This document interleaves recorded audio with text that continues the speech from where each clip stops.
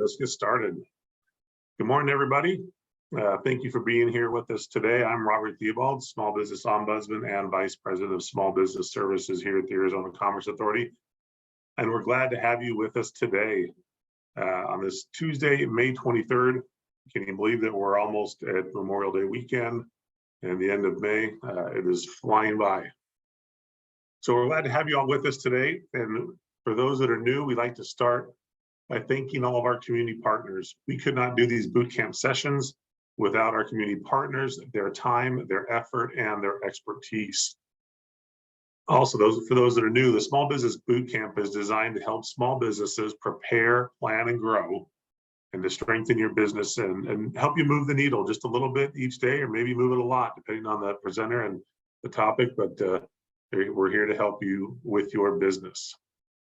As you know, that small business owners have to do everything within the business. We try to bring in community partners to share little bits that will help you within your business and one of those hats that you carry. Additionally, with the Small Business Boot Camp, we have a small business content library. And this is a collection of all of our recorded webinars. And we started recording the boot camp webinars and workshops from the very beginning. So we have a collection of well over 250 recorded webinars. And you can go in and access these at any time. We also include the slide decks whenever possible. So you can download those slide decks if that helps you or is beneficial to you. So you can use those as you follow along the video, but it is a great resource for you, and there's no cost to access that. You can find it at the bottom of the boot camp webpage where you find the upcoming sessions as well. Additionally, the ACA has a number of programs to help support small businesses. One is the Arizona Career Readiness Credential. This is both helps the employers and the employees get matched up with the right skills that the business needs. Then there's the Arizona Innovation Challenge, Premier Business Plan Competition for innovation and technology business or ventures. Then there's the Arizona MEP, our Manufacturing Extension Partnerships, that provides support for manufacturers throughout Arizona. Our Arizona State Trade Expansion Program, AZ STEP, is to help small businesses in Arizona that want to export their goods and service to markets outside of Arizona. And then Arizona at Work for employment related items, and then our small business services team that I manage. We're here to help to navigate with the Small Business Administration, the Small Business Development Centers, and other small business resources available to you throughout the state. You can find out more information about all these programs and more at the website at the bottom. You go to our webpage, azcommerce.com, you'll find the programs tab up at the top on the right-hand side. Another great tool that is on our website is the Small Business Checklist.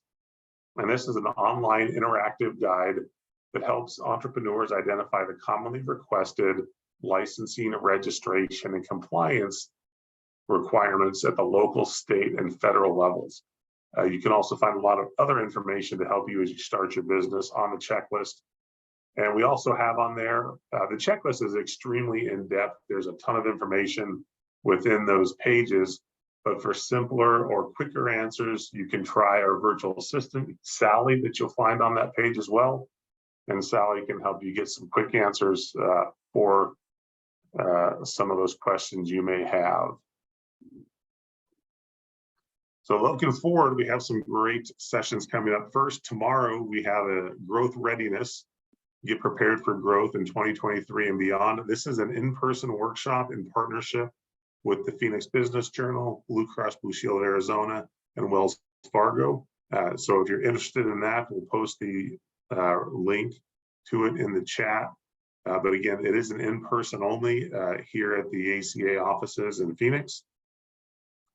From 9 a.m. to 11 a.m. And then on next week, as you notice, there's kind of a skip. Next Tuesday, we are not doing a session as it is right after Memorial Day. So we know everybody's going to be busy getting back into the offices on Tuesday morning. So we're going to skip next week and start back on June 6th.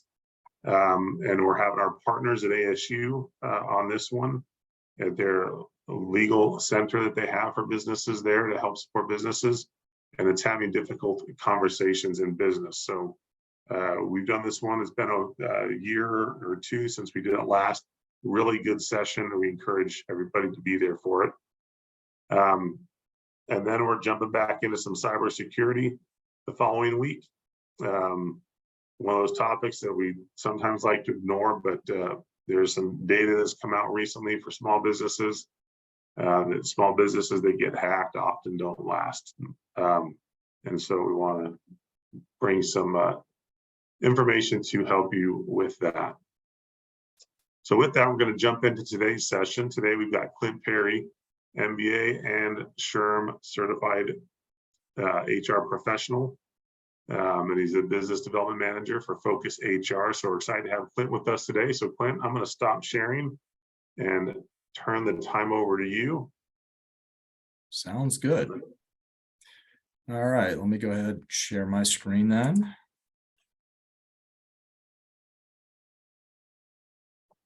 And while Clint's pulling that up, if you have questions, please post them in the Q&A at the bottom of your screen, and we will use the chat for some other interaction. And while we're doing that and waiting, please post in the chat where you are tuning in from, what city you're in, so we kind of get an idea where everybody's at throughout the state, or if you're from outside the state, that helps as well.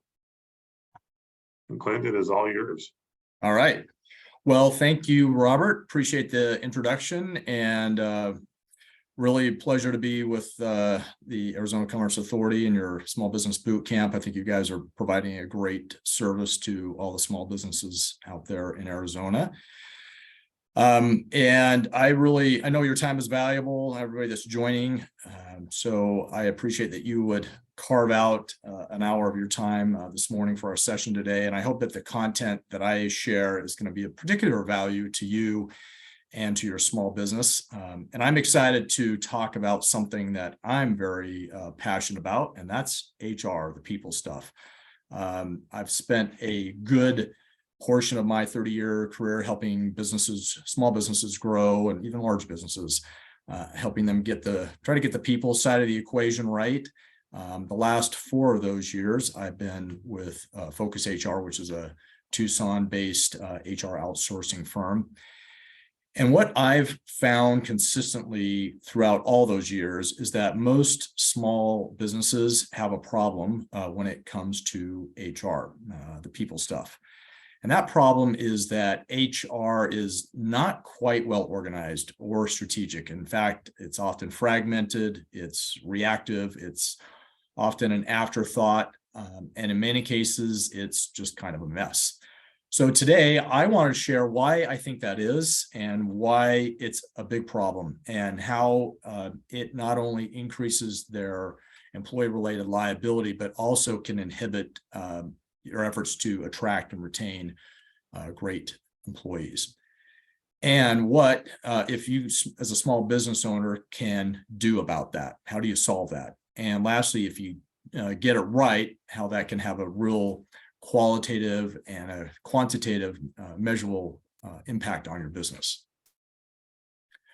So before I get into the meat of things, I think it would be helpful to highlight some of the trends that are impacting small businesses and what that means for the talent or HR side of things. So let's talk about 2023 plans. So most small business owners expected 2022 to be this year of recovery and growth, coming out of the pandemic.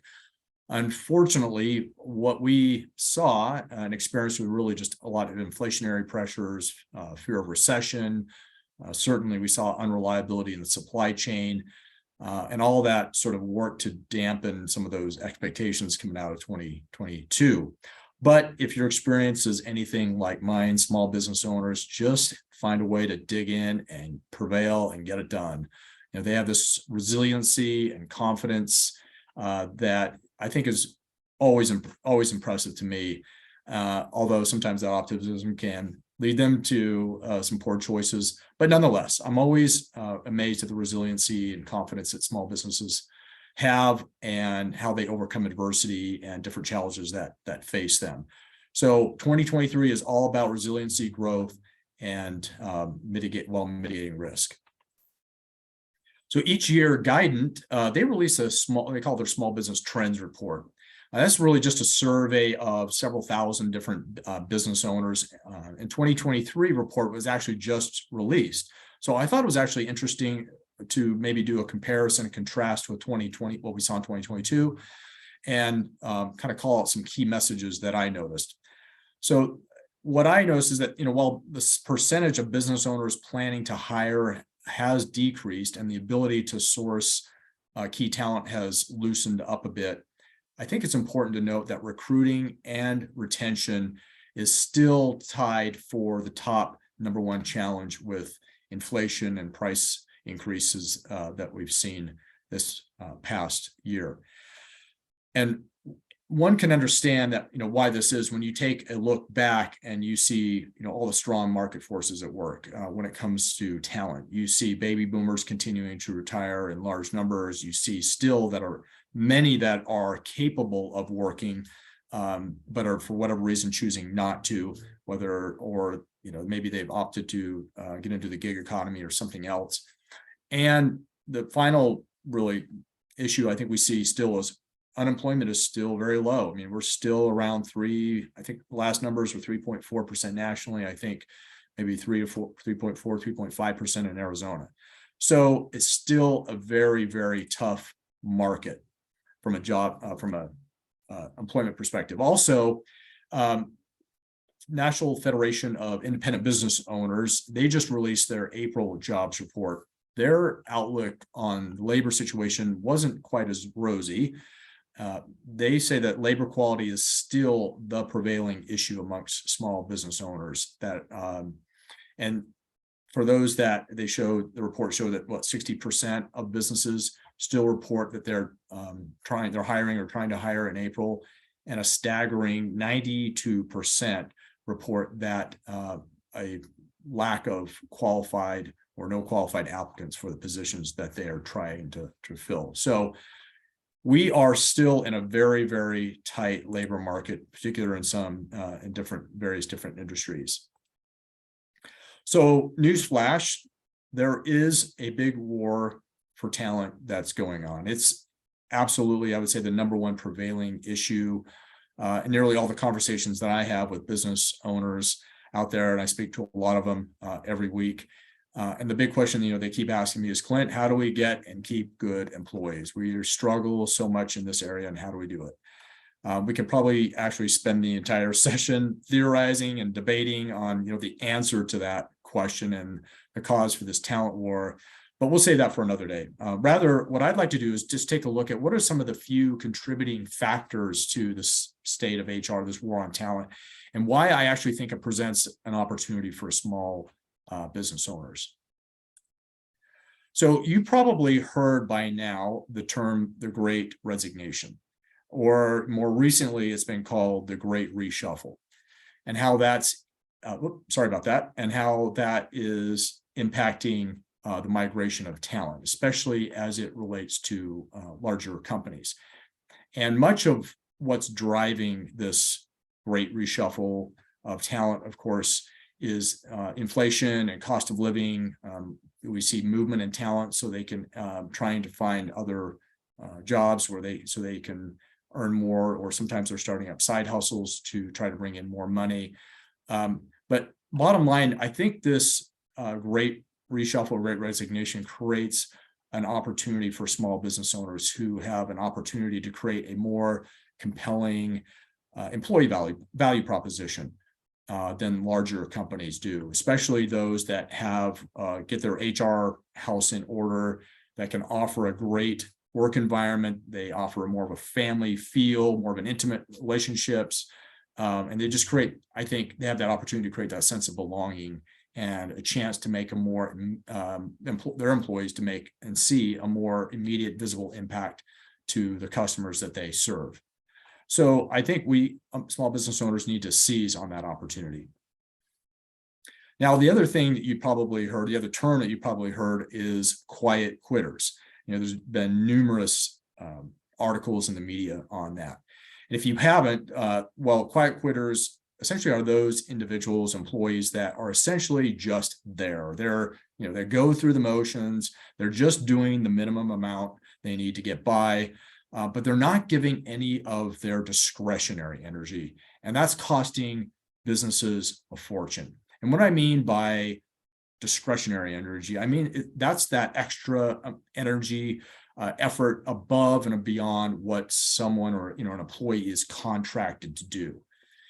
And those that can inspire, those business owners or managers that can really inspire and harness that discretionary energy are those that are going to get the best ROI from their labor force and from their investment that they put into employees.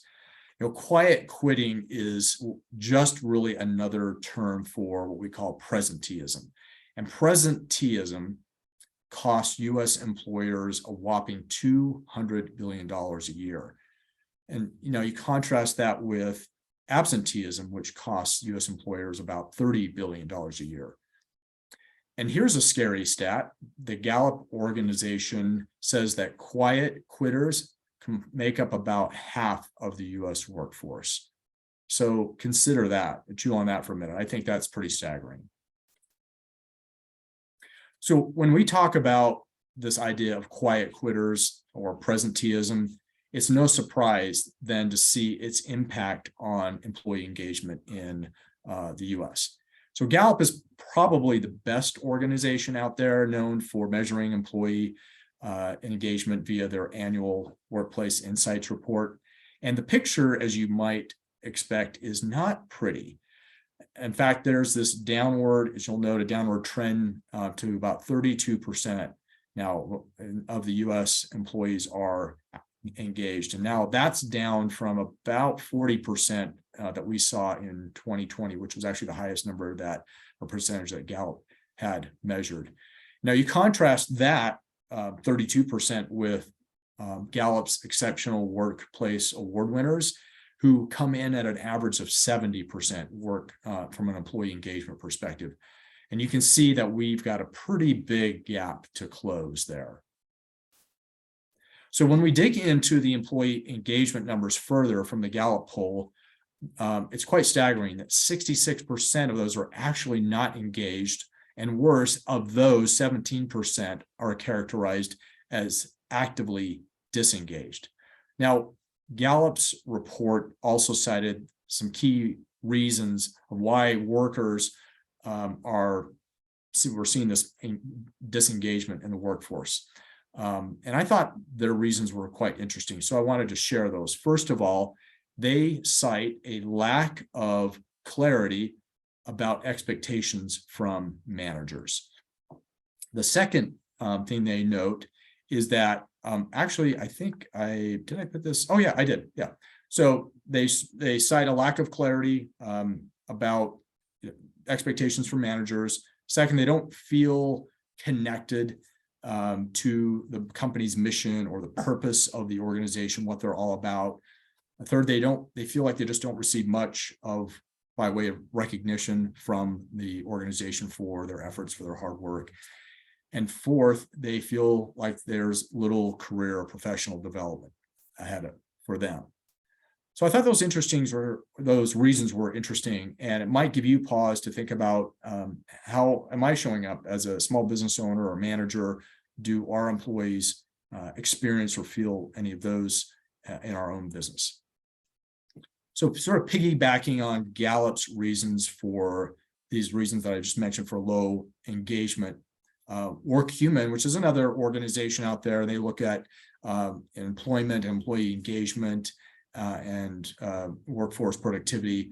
Their February 2023 Pulse report confirmed that about 1/3 of employees basically feel invisible in the workplace.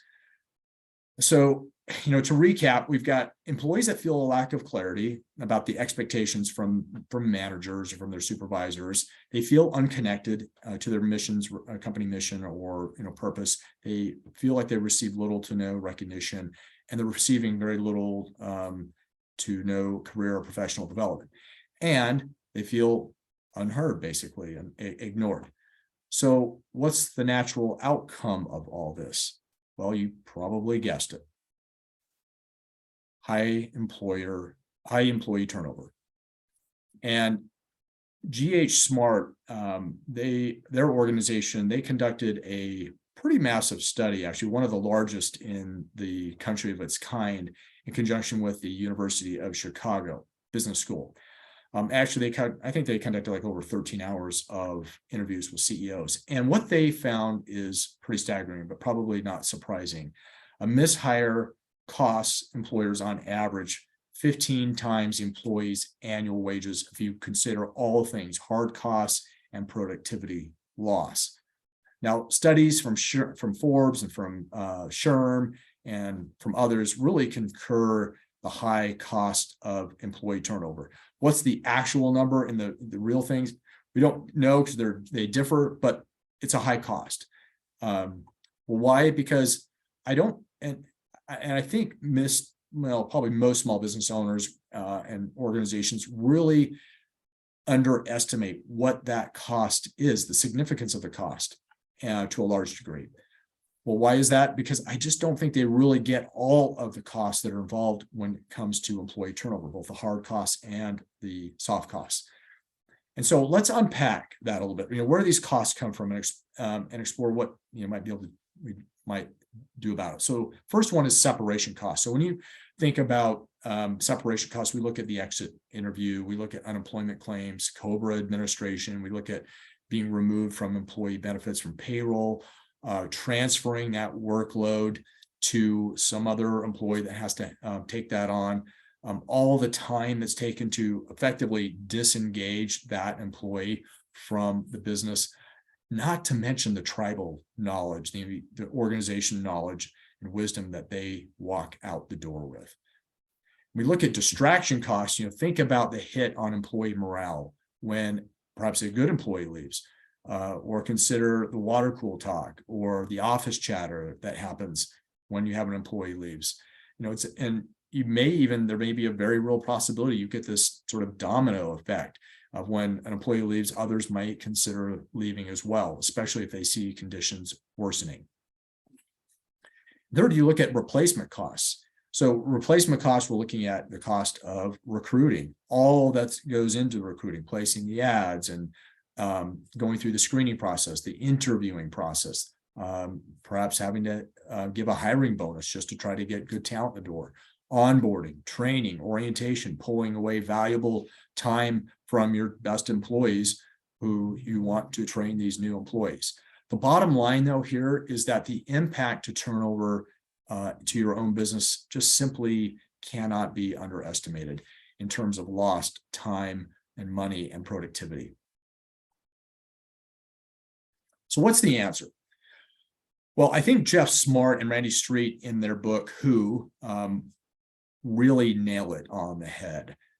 You've got to get the talent side of the equation right. You see, most small business owners, as they allude to, don't really have a what problem, meaning their products and services are pretty good out there and deliver what most customers want.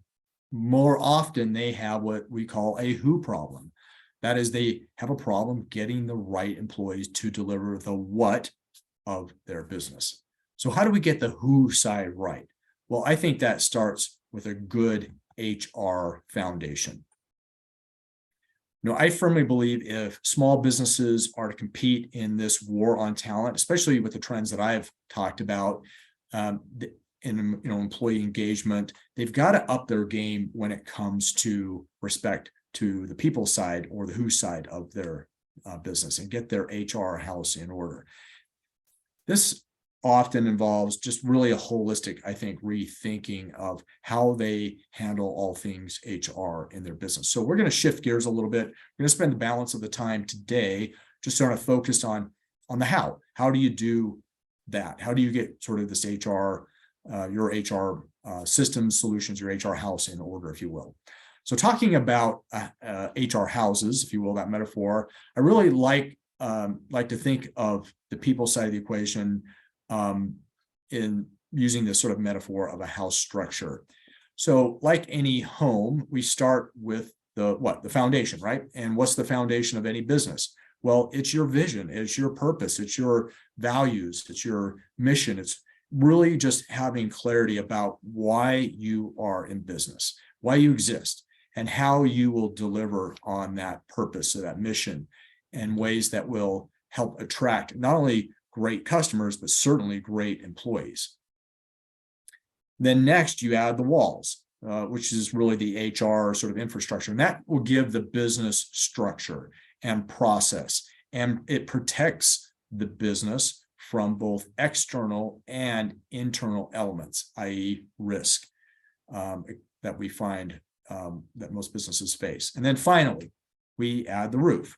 When we talk about a roof, in this case, we're talking about leadership and execution. That really brings everything together and provides this sort of oversight to make sure that the business can deliver on and execute on their strategy and their objectives.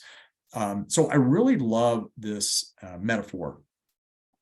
Each of the three sections, as you notice, of the house, the HR house, really are interdependent. They to each other, and each section works to reinforce the other sections. When one section is compromised, you can imagine a home builder building a home and decides to cut corners on one portion of the house, right? What's going to happen? It's going to potentially destabilize the house in some order or fashion. Well, the same really is true for business. Today, then what I'd like to do is just focus on how do we build a more solid infrastructure, HR infrastructure for your business to prevent that destabilization. Before I get started, I'm kind of a voracious reader of business books, and I love the game of business. So I thought it would be helpful to share a few of my favorite reads when it comes to the people or talent side of the equation for business owners. And a good portion of what I'm going to share today, well, actually, I'll draw on some of the things that I've learned from reading some amazing literature out there from thought leaders, and of course, my own years of experience in the field. Before, though, I do a deeper dive into building this sort of strong HR infrastructure, I just want to touch briefly on two sections of the HR house. One is purpose, values, and culture, your foundation, and the other is your roof, the leadership and execution side of things.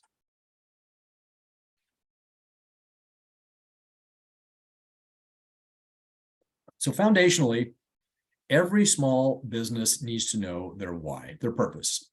And often we use the word purpose and mission sort of interchangeably or synonymously. But the definition, the best definition, at least that I've come across for purpose, I found in a book called Lead by Greatness by David Lappin.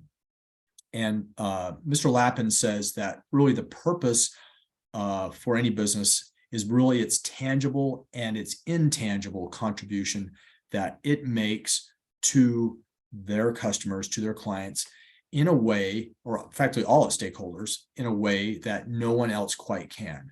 So think about that. What is your tangible and intangible contribution that you make to all your stakeholders, your employees, your customers, your suppliers, et cetera, in a way that no one else quite can? I really love that definition. And then from a perspective of values, core values are those sort of 3 to 5 values that you and employees pay a price to live so that you can deliver on that purpose or that mission. Values for which you won't compromise or rarely compromise. And then it's also important to identify what are the behaviors, the actions, the attitudes that give life to those values, while of course then avoiding the behaviors that would undermine your core values.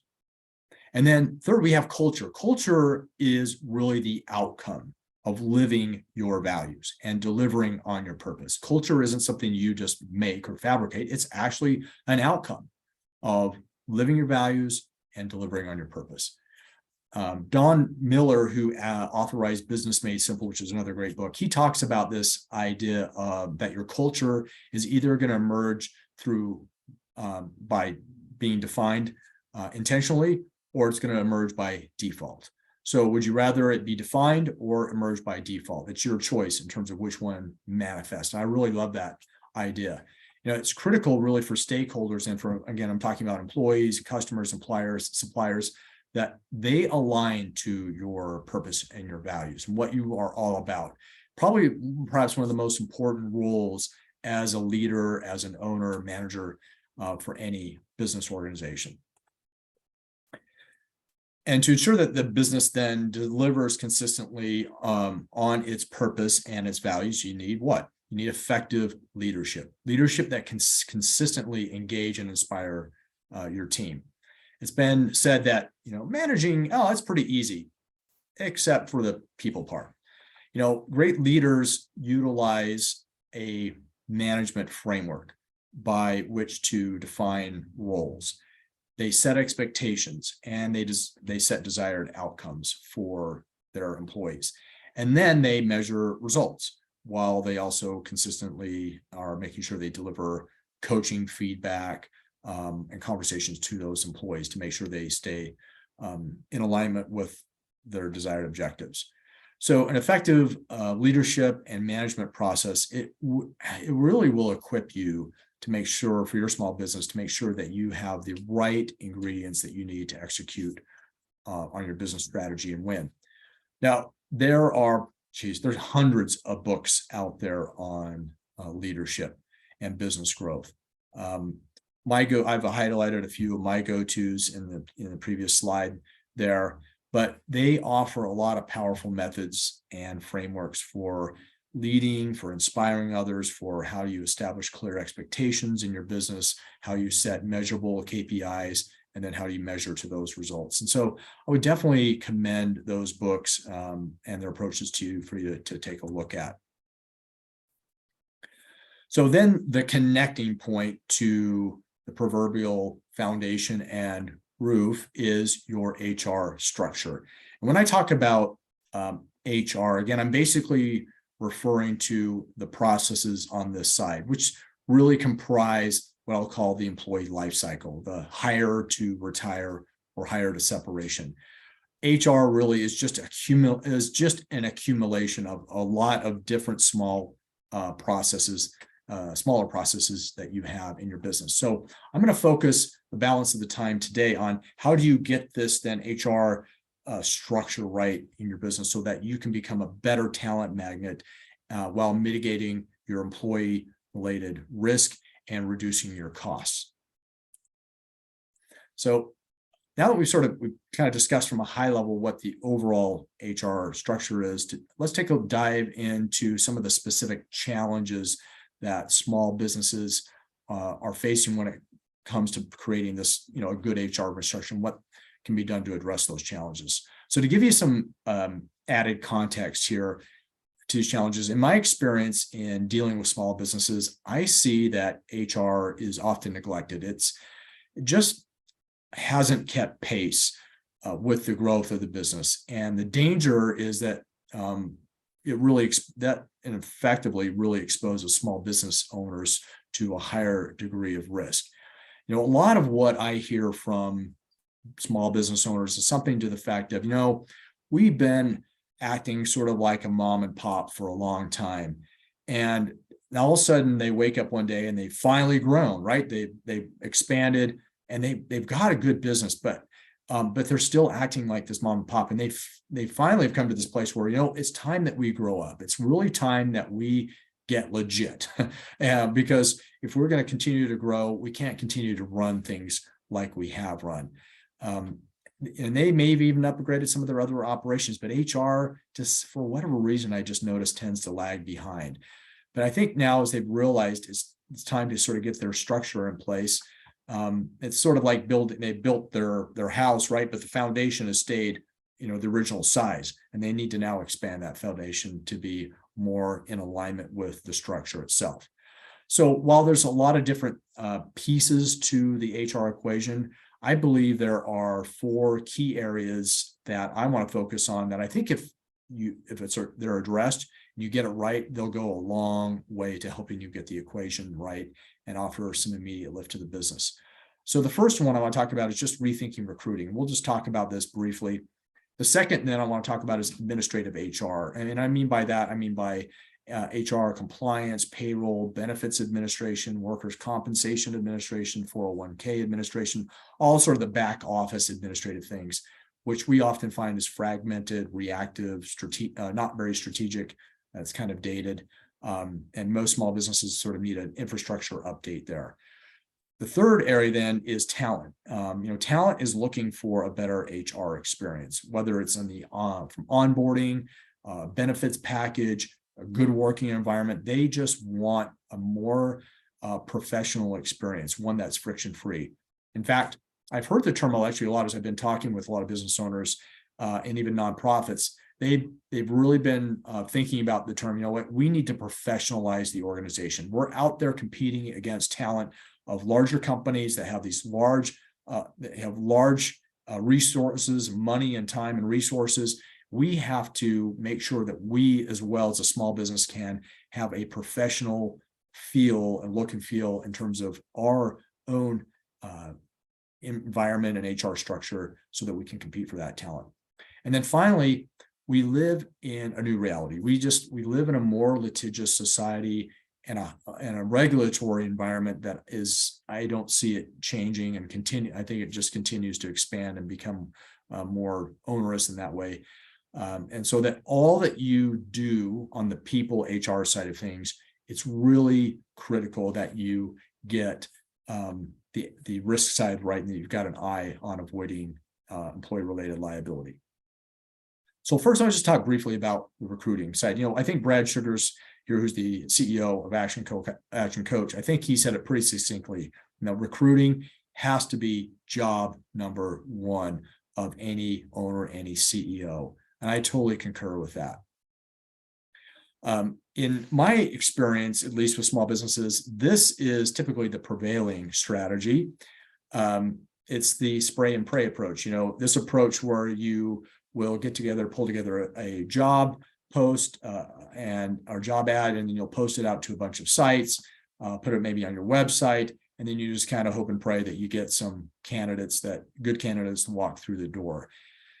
It's not really a great strategy. It's not really an effective strategy. And often, and perhaps even worse, is that it's delegated or abdicated to perhaps one of your staff members. Unfortunately, it's just unlikely to produce the great results that business owners want and expect. I actually dropped by a client's business last week. They're a medium-sized manufacturing firm. They've been growing pretty rapidly over the last several years. And they just picked up a large client that's going to really up their game, and they're excited about that. So the owners, it's a husband and wife team, they have been feeling a lot of burnout. And so they decided for them, it was time to bring on a COO to offload a lot of the administrative burden that they've been feeling so that they can focus more on their strategic side of things. So we got to talking, and I was interested, in the process that they were going to use to go out and recruit a COO. So I asked her to tell me a little bit more about the process they had embarked on and what kind of response they received thus far. So the response wasn't too surprising and pretty much aligns sort of with this sort of spray and pray approach. And really, they had posted the position, the previous week on Indeed and some other sites, job boards. And as of a couple of days later, they had probably like 90 resumes that had come through. Not to mention they had a number of recruiters calling them who wanted them to use their services. So as expected, my client was feeling very overwhelmed by the response and just wondering, how do I navigate this? How do I get through this barrage of resumes that we've received? How do you get to the really vital few? So anyway, we had a great conversation, took an opportunity to educate her on some few things that I've learned through the hiring recruiting process. I'll share a few of those tidbits with you that hopefully will be helpful for you as you think about the recruiting process. So interesting about this sort of traditional process, this traditional spray and pray approach, what makes it so difficult to get a great hire in a consistent way? Well, at a foundational level, the overall recruiting process for most is heavily flawed. I think Jeff Smart in his book, Who, they do a great job of sort of outlining why that is.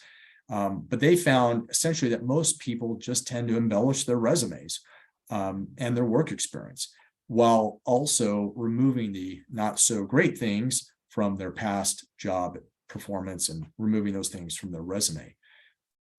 Furthermore, those who actually then do the interviewing, well, they also, in many cases, just lack the critical skills that they need to be able to sort of see through that embellishment, to see through the fluff, to actually get to what's the real story here. And often they just go with their gut and instinct when they're going through the hiring process. So, you think about how many times has this potentially happened to you as an owner or manager, where you thought you had a great hire, the resume looked great interview, job experience, perhaps they had even good references that you talked to, all to find out that who you thought you had really wasn't who showed up, really wasn't the employee that you hired. And unfortunately, it's just hard for people to see through and see people for who they really are. Compounding that issue, though, that is time pressure, right? Most of us just feel pressured to fill the job. We have needs and we need to get a job filled. And so often they'll tend to cut corners and compromise the hiring process. So GH Smart, they identified 4 pitfalls that I think are interesting to think about when it comes to the hiring process. And then out of that research flowed what they call the A method for hiring. And I've outlined what those 4 areas are. That they lack clarity for the job. There's a weak flow of candidates. They don't trust their ability to pick out the right candidate in a similar looking group of candidates, and they just don't finish the job. They sometimes lose the candidate in the 11th hour. So when you consider the entire process of recruiting and new employee, there are some steps here to defining the role all the way through onboarding and orientation. We don't have time, and I'm not going to take time to go through that session to do a deep dive on the topic, but I would refer you actually to a session that Scott Farron did for Arizona Commerce Authority just a couple of weeks ago from Arizona SHRM. He did a real nice deep dive on talent acquisition. So I think he shared a lot of great insights there. So you might want to go take a look at that session to get some more insight there. But what I'd like to share is just a couple of key ideas that you might consider as you think about improving your talent, your recruiting process to kind of up your odds to get a better hire. The first one I want to share is that recruiting is marketing. I've been in sales and marketing for a good portion of my career, and it's interesting to note just how many parallels that exist between marketing and the recruiting process. So similar to recruiting, I'd say probably a good percentage of marketing is the spray and pray approach. So I think the key question then to ask in all of this is, do I invest as much or more in recruiting as I do marketing or lead generation? Because, if getting a great employee and having great employees is truly the key differentiator for your business, shouldn't we then be investing this kind of time and money and energy into recruiting that we do in our marketing efforts? And similar to marketing, do I really know my target market for the position that I'm hiring for? Where are they? What are the best channels to reach them? What's the best messaging I can use that's going to be most appealing to those target candidates? Have I considered the demographic and psychographic profile that together really create this persona that I'm looking for in an ideal candidate that I want to hire? And then from there, how can I leverage my personal and my professional networks to try to attract that ideal persona? GH Smart actually their research noted that 70% of leaders found the best candidates through their personal and professional networks. I think that's a very interesting and important number there. And then the second thing I want to just comment on is that, again, one of the books that I talked about, they outlined this A method for hiring, which I think for any business really presents a very compelling system to follow for hiring that I think can actually improve your outcomes for getting a good hire. as I mentioned, they talk about, the conventional methods are really flawed. And so I want to just go through and outline a little bit about what this A method is, so you can start thinking about it from your own business. So the first step in the process is establishing a scorecard. So a scorecard is a document that describes exactly what you want the person to accomplish in the role. It's not a job description, rather it's just a set of outcomes and competencies for the role that are defined and they are measurable. So one is the scorecard. What do you want the person to achieve in this position in the next year, 2, 3, 5 years? Second, then, is to make sure you have systematic sourcing all the time, meaning that you're primarily leveraging sourcing through your personal and your professional networks, and you're seeking referrals from these networks so that you can build this pipeline of top candidates that can match and deliver on that scorecard. The third then is the select process, which it's really a series of structured interviews using the top grading method that's outlined in the book to make sure that you gather the relevant facts about a person so that you can then rate them according to the scorecard. And then the fourth and final step is really the sell step. Once you've identified the candidate, you're not done. You then need to really persuade them to join the organization. And they outline a process to how to do that to avoid some common pitfalls and losing the candidate in the 11th hour. So I would just commend the book to you to read it, go through that A method. I think you'll find it really beneficial. I want to just talk about onboarding briefly. So, let's assume you've got a good candidate, they've accepted an offer to work for your business. What we don't want to do is create a laborious onboarding process. That we want one that feels seamless. We want one that feels friction-free to create a great first impression. I like to differentiate onboarding and orientation. Many use the terms synonymously, but I think for me, onboarding is more about what the employee needs to start employment, their paperwork, company issued assets, getting their equipment and technology set up, et cetera. And then orientation, then for me, is really more about integration, setting expectations for the business, for their job, aligning to the culture and to the values of the organization, and just creating great conditions for the start. So when it comes to onboarding, a lot of business owners I know, they use a very manual process, a very paper-based process. And I think nowadays with technology, we like to see and utilize a digital onboarding experience. It's one that just creates a more friction-free experience, and it mitigates more risk for business owners when it comes to all the important documents like an I-9 form, a W-4, an A-4, all the other reviewing your company handbook, all those things. You can utilizing an HR portal that we utilize and others utilize. It's really a much more friction-free experience and a much more pleasant onboarding experience for your new employees that are starting. So I would just commend that to you. And at the end, you've got a nice digital personnel file as well to boot. Or from an orientation perspective, then that's really about setting the tone and the expectations for the employee on job one. Just immersing them in your purpose and your culture, your way of doing business, and then getting them quickly integrated into the team, and ultimately confirming to them that they made a great decision so that they don't have any buyer's remorse.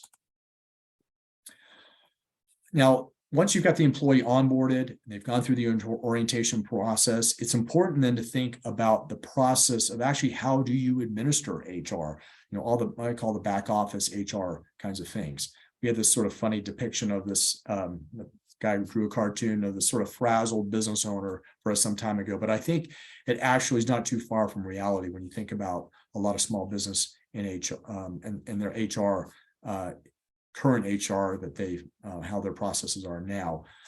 There's a lot to administrative HR, and it's really critical that we ensure that it supports this notion of delivering a more friction-free employee experience while mitigating your risk. So let's dive into what that actually looks like for small businesses. So when I say administrative HR, I'm really talking about HR, compliance, workers' comp, payroll, employee benefits, benefit administration, 401k administration, safety and risk. If you look at each of those areas, they're pretty fragmented, piecemealed, reactive, and that just adds cost to the business. And in this case of they're disparate pieces, as you add employees, you're essentially going to add more risk and more complexity as you grow based on the current process that you have in mind. So to me, it's like, begs the question, is it any wonder why it creates more problems for small business owners in how they handle administrative HR when they have this sort of very piecemeal structure? So it's a great opportunity then to think about, step back and think, how does administrative HR look for my business? And what are the opportunities that exist to consolidate, automate, simplify, and make it a more integrated approach that will reduce your time, reduce your cost, and reduce your risk? So when you break down administrative HR further and look at sort of the many pieces that comprise administrative HR, it can be very overwhelming for a lot of business owners or their staff members that take care of it. There's just a lot of moving pieces to the equation.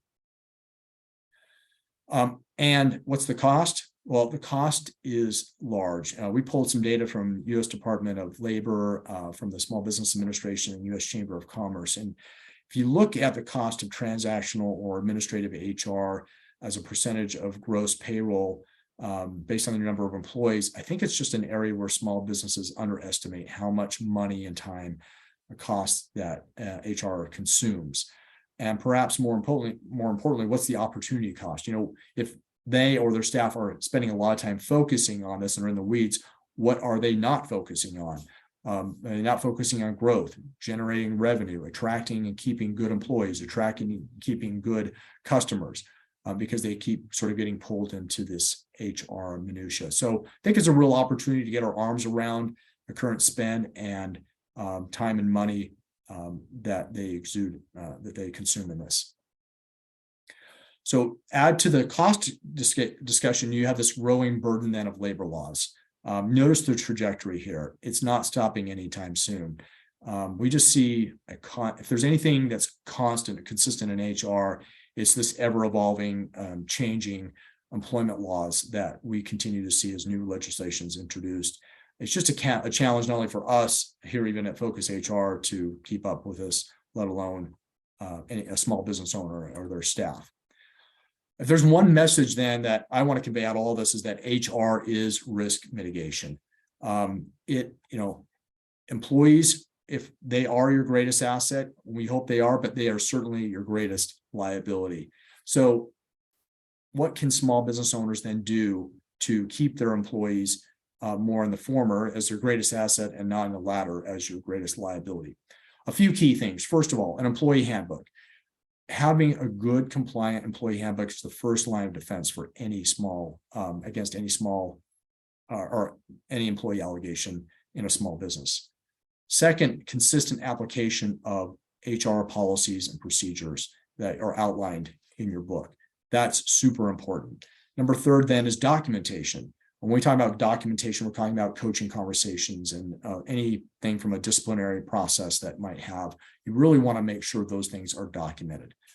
And then fourth, if having just a professional outside advisor, I think in your court, I think can really help and make a difference. There's a lot of different ways to go about this, and handling administrative HR. You certainly may have the resources to do it yourself and the education to do so, and that's fine. You can look at outsourcing, and there are competent professionals and companies out there to help you do that, or perhaps even a hybrid of both. But whatever you decide, just think about what's going to be ultimately best for your business, and ultimately what's going to help you automate, what's going to help you consolidate, and what's going to help you simplify HR so that it's less fragmented, piecemealed in the approach. Now, technology can certainly have a very play a very big advantage in helping you accomplish that. There are some very good cloud-based platforms out there on the market. It still will leave a portion of the a decent portion of the administrative burden on your shoulders for of course managing the process. but technology, some new technology out there can really be a great step in the right direction for you. I've always been a proponent of outsourcing from the time that I started my career at Xerox. I'm in document outsourcing, and through my career of coaching and working with large organizations, I think outsourcing in general is a great strategy for business owners to at least take a serious look at, because it can offload a lot of the cool things that they're perhaps not good at doing, that are not core to their business, and frees them up then to focus on the things that are core to their business. So we've covered a fair amount of ground today, and I hope it's just at least some of the content that I've shared has given you pause just to reflect on your own state of HR, and perhaps provided you some things to think about and some things that will help you get your own HR house in order so that you can become a more effective business, a more effective talent magnet to attract that really good candidates, employees that will ultimately be the key differentiator for your business. If there's anyone that wants to reach out or has specific questions that you don't want to pose in the chat or wherever, I've included my contact information here. We also, anybody wants to sort of take a deeper look, we offer a complimentary HR audit for those who would like to take advantage of that, and the contact information is there. You can just simply click on the link or shoot me an email. So with that, I'm going to turn some time over to Q&A. I know we don't have a ton of time left, but I'm here to answer some questions that you all might have. And so, Robert, do we have any questions that out there? Yeah, we have one question, and this one could be a very big topic. We could spend a lot of time on it. We probably don't have that time, but it says, is there some kind of list we could present to employees for examples of going above and beyond? That's an interesting thing. I think that I'm not sure there's a one list out there. Look, here's the thing. I think, first of all, as I mentioned back in the as I was talking about purpose and mission and values, to me, any business can really create that list for themselves, because ultimately, what does it mean to live the values that you have hopefully outlined for your business? What do you believe in as a business? What are those values that you pay a price to live? What are the actions then that give life to those values? And what are the actions that undermine them? For me, I would want to know, if I've got these values in the organization, I want to know what are those actions that give life to them. And then for me, that's really the basis for the sort of list that you mentioned of what does it look like to go and be above and beyond that. Of course, I want employees that are going to work hard. They're going to deliver that discretionary energy that I talked about. But discretionary energy won't just come about.